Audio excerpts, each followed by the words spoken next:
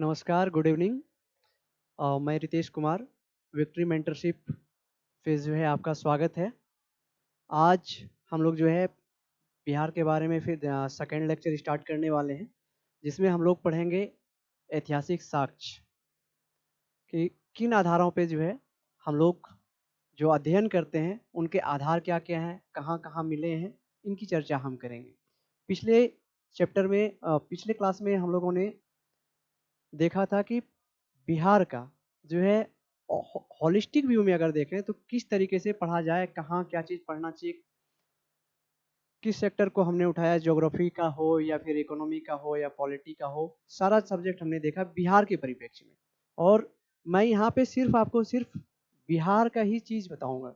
जितनी भी चीज़ें होंगी, जो भी क्लास में होगा डिस्कशन, वो बिहार के सापेक्ष में ही होगा। बिहार को ध्यान में रखते हुए ही बीपीएससी 70वीं को ध्यान में रखते हुए ये क्लासेस ली जा रही है। और ये दूसरी क्लास है हमारी। इसमें सिर्फ जो है आज पहला चैप्टर जो है इतिहास से लिया है हमने, जिसका नाम है ऐतिहासिक साक्ष्य। ठीक है, ऐतिहासिक साक्ष्य कहाँ-कहाँ है, कौन-कौन से साक्ष्य ऐतिहासिक स्रोत में आते हैं। पुरातात्विक साक्ष्य हो गया, आपका जो है साहित्यिक साक्ष्य हो गया, यात्रा वृत्तांत हो गया या अन्य साक्ष्य जो भी हैं। ठीक है, उनके बारे में हम लोग आज इस पे चर्चा करेंगे। चलिए, तो पहले हम लोग देखते हैं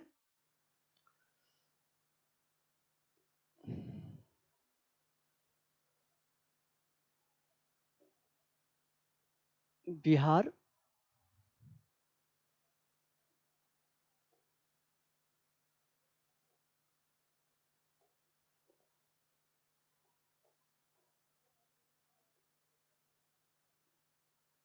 ऐतिहासिक साक्ष्य।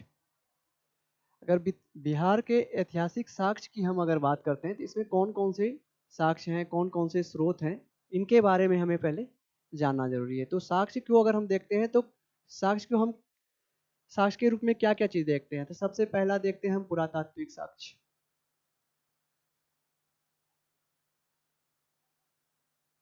अरे यार!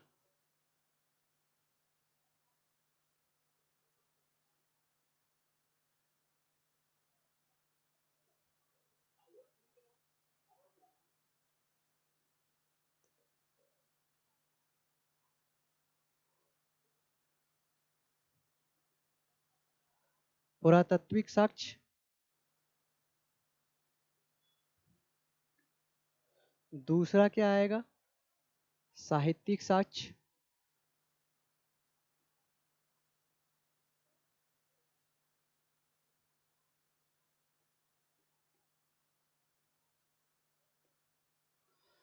उसके बाद यात्रा वृत्तांत आता है।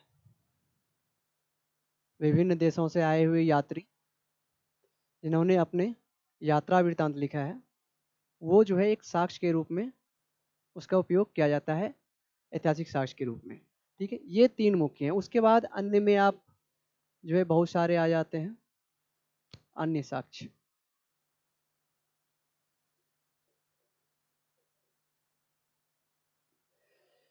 ये हो गए आपके साक्ष्य को हम लोग देखेंगे कैसे? एक पहले देखेंगे पुरातात्विक साक्ष्य पे, फिर साहित्यिक साक्ष्य, फिर यात्रा वृत्तांत देखेंगे। उसके बाद जो है अन्य में आएँगे, सिक्के आएँगे, मोहरें आएँगे, शिलालेख आएँगे, स्तंभ लेख आएगा, ताम्रपत्र आएगा, दान पात्र आएगा। ये सारे साक्ष्य होते हैं जो जिसके आधार पे हम ऐतिहासिक अध्ययन करते हैं, इतिहास का अध्ययन करते हैं। तो बिहार में कहाँ पे क्या चीज़ मिला है, कौन-कौन से साक्ष्य हैं, तो पुरातात्विक साक्ष्य में कौन से साक्ष्य होंगे, ऐतिहासिक साक्ष्य में कौन से साक्ष्य होंगे और यात्रा वृत्तांत में किन-किन लोगों ने अपना यात्रा वृत्तांत लिखा है और उनमें जो है क्या-क्या चीज़ का वर्णन किया है, बिहार के बारे में क्या लिखा है उन्होंने, उस समय सामाजिक स्थिति क्या थी, उस समय जो है आर्थिक स्थिति क्या थी, प्रशासनिक यहाँ पे वातावरण कैसा था, किस तरीके से प्रशासन चलता था, कौन से राजा हुए, कौन से जो है किनको हटा करके कौन आए, कौन सक्सेसर हुआ। ठीक इस तरीके से किन्होंने जो है किन पे आक्रमण किया, किन्होंने कौन से जो है महाजनपद को मिलाया। जैसे 16 महाजनपद में 3 महाजनपद जो है हमारे बिहार में हैं।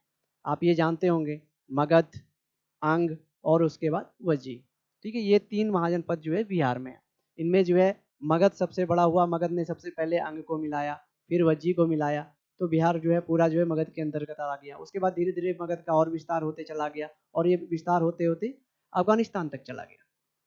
ठीक, तो इसके साक्ष्य कहाँ से मिलते हैं? इसके साक्ष्य जो है साहित्यिक साक्ष्य के रूप में देखेंगे हम, पुरातात्विक साक्ष्य के रूप में देखेंगे और यात्रा वृत्तांत में भी ये सारे साक्ष्य मिलेंगे। ठीक, कुछ धार्मिक पुस्तकें होंगी उनमें भी इनके साक्ष्य मिलेंगे।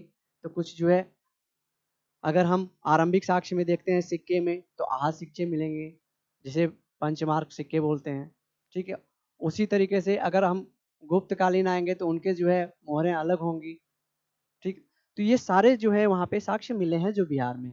स्तंभ लेख देखते हैं तो जो है अशोक के स्तंभ लेख हैं, शिलालेख हैं, उसके बाद जो है गुहा लेख भी मिलते हैं, जैसे बराबर की गुफाओं में भी जो है चित्रकारी है, वहाँ पे उससे उनका आपका जो है रहन सहन के बारे में पता चलता है, उनके कल्चर के बारे में पता चलता है कि वो किस तरीके से अपना जीवन निर्वाह करते थे, चाहे वो जो है प्राचीन काल की बात हो या फिर जो है मध्यकाल की या फिर आधुनिक काल की। ये सारे साक्ष्य के आधार पे ही हम इतिहास का अध्ययन करते हैं। अब हम लोग पुरातात्विक साक्ष्य को लेकर के चलते हैं। अगर देखते हैं पुरातात्विक साक्ष्य, ठीक, ये तो हमने बताया कि आपको किन किन साक्ष्य को हमें सबसे पहले पढ़ना है। तो पुरातात्विक साक्ष्य में देखते हैं क्या क्या चीज आता है और बिहार में कहाँ पे क्या चीज मिला है। अगर आप लोगों ने पढ़ा होगा तो इसको भी हम लोग बांट देते हैं, पुरातात्विक साक्ष्य को भी जो है आपका इसको भी हम लोग बांटते हैं। ठीक है, पुरातात्विक साक्ष्य को अगर हम बांटेंगे तो सबसे पहले हम क्या देखते हैं, आप लोग पढ़े होंगे इतिहास में सबसे पहले जो है पाषाण काल चल रहा था। तो पाषाण काल में क्या था? पूर्व पाषाण काल, मध्य पाषाण काल और निम्न पाषाण काल या नव पाषाण काल। ठीक है, ये 3 पाषाण काल थे। उनके अलग अलग साक्ष्य अलग अलग बिहार में अलग अलग जगहों पर मिले हैं, जो इसको हम लोग बोलते हैं पाषाणिक साक्ष्य। ठीक है, या फिर प्रस्तर साक्ष्य। तो अगर हम पूर्व पाषाण की बात करते हैं, अगर हम लोग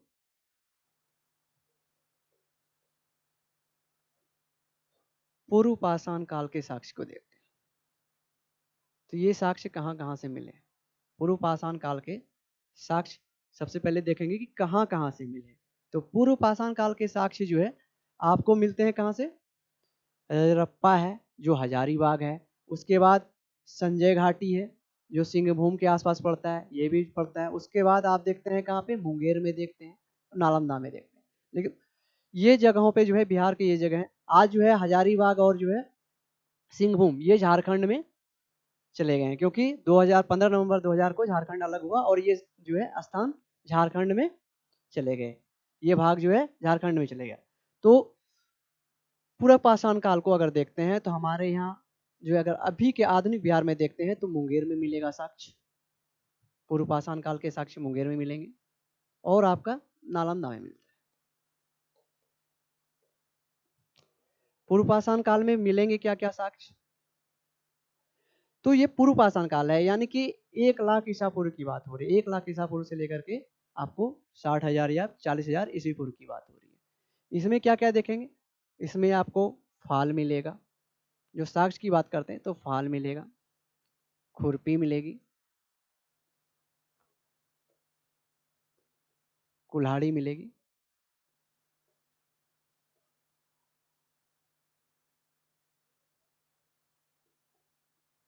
कुल्हाड़ी मिलेगी। लेकिन ये जो है मोटे पत्थरों के बनेंगे। ये औजार जो होंगे वो रुखड़े होंगे, ठीक है, खुरदरे होंगे। इनमें जो है धार नहीं होगा, इसलिए नोक वाले नहीं होंगे, क्योंकि ये पूर्व पाषाण काल में।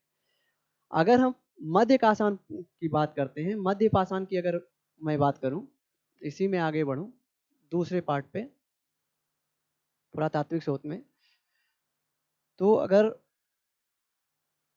मध्य पाषाण की बात करता हूं मैं, मध्य पाषाण की, तो मध्य पाषाण में साक्ष्य तो यही मिलेंगे, लेकिन उसमें क्या होगा, जो रुखड़े थे या फिर रफ औजार मिल रहे थे, उसमें जो है शार्पनेस आ जाएगा। होंगे पत्थर के ही, लेकिन वो शार्पनेस आ जाएगा। उसमें भी फाल मिलेंगे, उसमें भी कुल्हाड़ी मिलेगी, लेकिन उनकी आकृति धीरे धीरे छोटी होती जाएगी और उसमें शार्पनेस यानी धारदार होते जाएंगे और नुकीले होते जाएंगे। ठीक, ये भी कहाँ से मिलेंगे? तो ये आपको जो है मुंगेर से मिलते हैं, ये आपको मुंगेर से मिलेंगे बिहार में। कहाँ से मिलेंगे? मुंगेर से। इसमें भी वही चीज़ें आ जाएगी, फाल आ जाएगा, कुल्हाड़ी आ जाएगा, खुरपी आ जाएगा। एक्चुअली ये जो साक्ष्य हैं, उस समय क्या था? उस समय आखेटक थे लोग, ठीक है? उस समय आखेटक थे लोग। तो ये लोग कहाँ रहते थे? ये मांस भी खाते थे और जो है कंदमूल पे भी डिपेंड होते थे। यही 2 चीज़ें थी। तो कंदमूल कहाँ मिलेंगे इन्हें? जंगलों पे मिलेंगे, पहाड़ों पे मिलेंगे। मांस भी कहाँ मिलेंगे? जहाँ पे जंगल है, वहीं पे जो है इनको जो है छोटे-छोटे जीव-जंतु मिलेंगे जिन्हें ये मार करके अपना भोजन जो है ग्रहण करते थे। तो उसके लिए क्या चाहिए था इनको? जानवरों को मारने के लिए औज़ार चाहिए था। तो इससे क्या पता चलता है कि बड़े-बड़े पत्थर के औज़ार तो पहले आपको आपका जो है पूर्व पाषाण काल में मिला। उसके बाद मध्य पाषाण काल में चलते हैं, तो वही औज़ार का जो है थोड़ा शार्पनेस बढ़ा और कुछ नहीं हुआ है इसमें। लेकिन ये दोनों चीज़ें जो है पूर्व पाषाण काल या मध्य पाषाण काल की अगर मैं बात करता हूँ, तो ये दोनों जो इसके साक्ष्य जो मिलते हैं, ये हमेशा जो है पहाड़ी इलाके में मिलेंगे आपको। पहाड़ी इलाके बोल लीजिए या तराई इलाकों में। कारण क्या है? इसके पीछे कारण को भी समझिए आप लोग। क्योंकि आप सिर्फ़ याद कर लेंगे कि ये मुंगेर में मिलेगा, तो ये मुंगेर आपको कभी भी याद रहने वाला नहीं है। इसके पीछे लॉजिक है। कितना चीज़ रटेंगे, कितनी चीज़ों को आप जो है रट के रखेंगे। रटने से काम नहीं चलेगा। आपको जो है उसके पीछे का कारण जानना है कि मुंगेर में अगर मिल रहा है तो क्यों मिल रहा है? तो मुंगेर में इसलिए मिल रहा है कि देखिए ये आखेटक थे उस समय। जंगल में ही इनको जो है आखेट मिलेगा।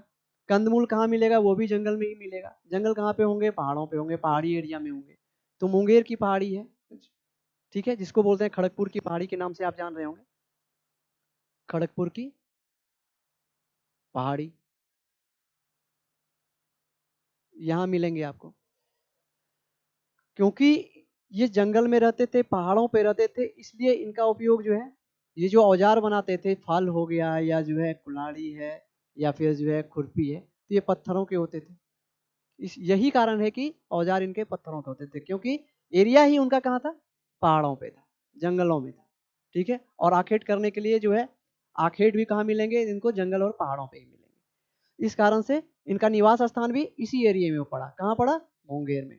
आप उससे सटा अगर आस-पास का एरिया आ जाए, अगर ऑप्शन में, तो उसे भी आपको लगाना पड़ेगा क्योंकि ऐसा तो नहीं है कि मुंगेर डिस्ट्रिक्ट एकदम ये बाउंड्री हमने बना दी तो इसी के बीच में रहेंगे, इसके आगे नहीं मिलेंगे। हाँ, साक्ष्य अभी हमें नहीं मिले हैं लेकिन जो है रहते होंगे तो उनका विस्तार होगा कहीं न कहीं। तो ये चीज़ें भी आपको माइंड में लेके चलना है। लेकिन आपको ये पता चल गया कि मुंगेर में ही क्यों है? क्योंकि खड़गपुर की पहाड़ी है वहाँ और प्रस्तर युग है इसलिए। और वहीं अगर हम लोग निम्न पाषाण काल की बात करते हैं, ठीक है? निम्न पाषाण काल की अगर मैं बात करूँ तो निम्न पाषाण काल में इनका निवास स्थान चेंज होगा धीरे-धीरे। निम्न पाषाण काल में इनका निवास स्थान धीरे-धीरे चेंज होगा। क्यों चेंज होगा? क्योंकि यहाँ से खेती स्टार्ट हो जाती है। ठीक है? कृषि का प्रादुर्भाव होता है और लोग जो है सेटलमेंट की ओर जा रहे हैं, यानी अस्थायित्व की ओर, अस्थायी बस्ती को बसाने के लिए जो है अब ये आगे बढ़ रहे हैं। अस्थायी बस्तियाँ एक जगह रहने लगते हैं, घुमंतू नहीं रहते हैं, तो अब ये कहाँ आएँगे? नदी के किनारे मैदानी भागों में, जहाँ पानी भी मिले। सबसे आवश्यक चीज़ें क्या हो जाएगी? जल। तो ये जो है नदी घाटी में आएँगे। कहाँ आएँगे? नदी घाटी में और नदी घाटी कहाँ मिलेगी? मैदानी क्षेत्रों में। ठीक? तो इसका निवास स्थान जो है अब चेंज हो रहा है। निम्न पाषाण काल में ये कहाँ आ जाएँगे? मैदानी भागों में। इनका निवास स्थान चेंज हो जाएगा। मैदानी भाग में हो जाएगा इनका निवास स्थान। ये लोग आप लोग क्रम को समझिए कि क्यों ऐसा शिफ्ट हो रहा है। पहले ये पहाड़ों पे थे, धीरे-धीरे ये कर मैदान की ओर आ रहे हैं। क्यों आ रहे हैं? इसके पीछे लॉजिक है। क्योंकि इन्होंने कृषि का जो है प्रादुर्भाव किया, कृषि करने लगे, ये धीरे-धीरे खेती को सीख लिया, इन्होंने कैसे उपजाया जाएगा फसल को, ठीक है? तो उसके लिए क्या चाहिए? मैदानी भाग चाहिए, जहाँ पे आराम से जो है कुदाल चला करके जोत सके भूमि को, आस-पास में पानी हो ताकि वो जो है उनकी सिंचाई कर सके। तो इसके लिए इनको कहाँ आना पड़ेगा? मैदानी भागों में आना पड़ेगा, वो भी कहाँ? मैदानी भागों में भी कहाँ? ऐसे नहीं कि बंजर भूमि में जाएँगे, मैदानी भागों में कहाँ? जहाँ पे नदी घाटी हो। तो ये चीज़ें हैं कि ये कहाँ आ जाएँगे मैदानी भाग में, ये हो गया आपका नदी बेसिन के आस-पास, ठीक है? कहाँ आ जाएँगे ये? नदी बेसिन के आस-पास।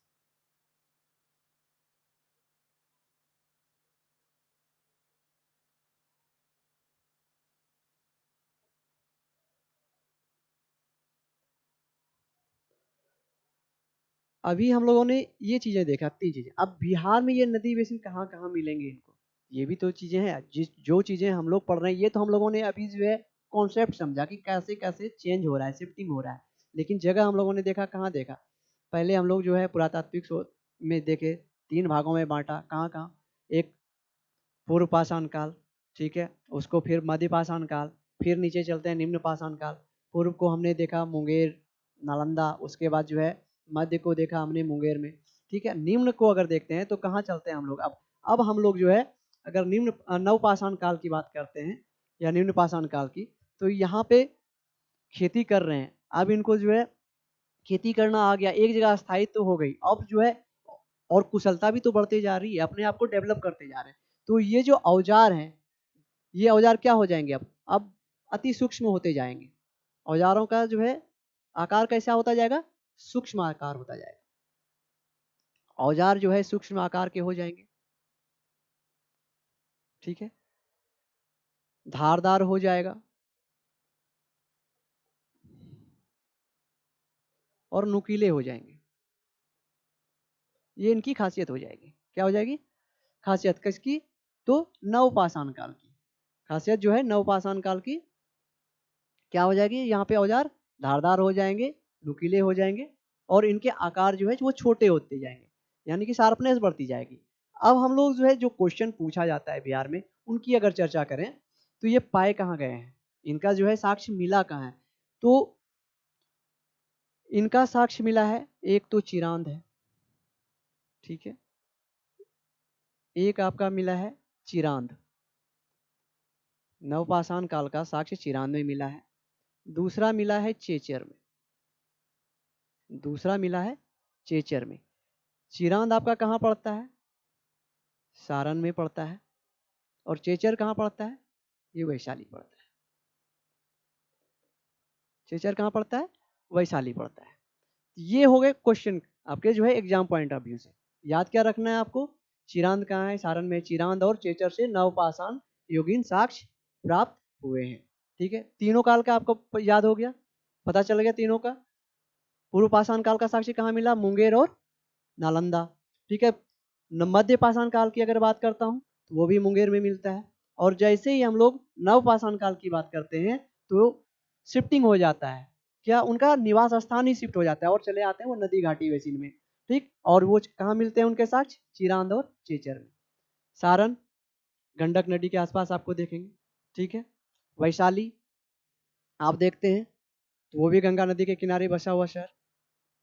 ठीक है, तो इनको हम देखते हैं। इस तरीके से हम लोग साक्ष्य को भी, इनके लिए आपको याद करने की ज़रूरत नहीं पड़ेगी। अब मुझे लग रहा है कि आपको याद करने की ज़रूरत नहीं पड़ेगी।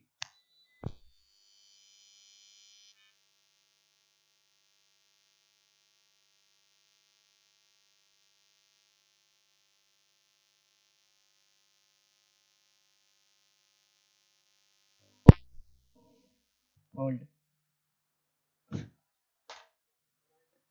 हाँ? चेक कर रहा हूँ।